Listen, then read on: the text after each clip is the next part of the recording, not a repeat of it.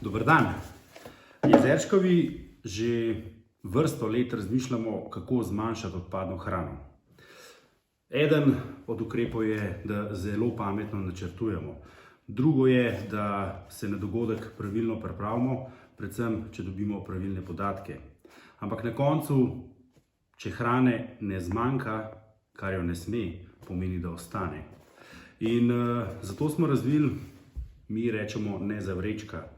In sicer nezavrženo hrano, hrana, ki je po dogodku ostala, lahko ljudje, naši gostje, spakirajo v takole škatlico, jo lepo zapakirajo, gor so vsa navodila, kaj in kako potem to doma ali pa, ko grejo naprej v službo.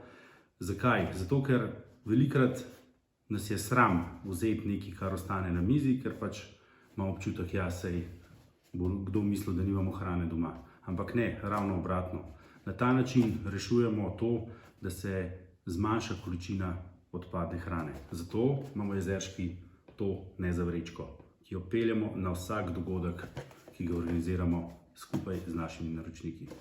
Ena od rešitev za manj zavržene hrane. Čau!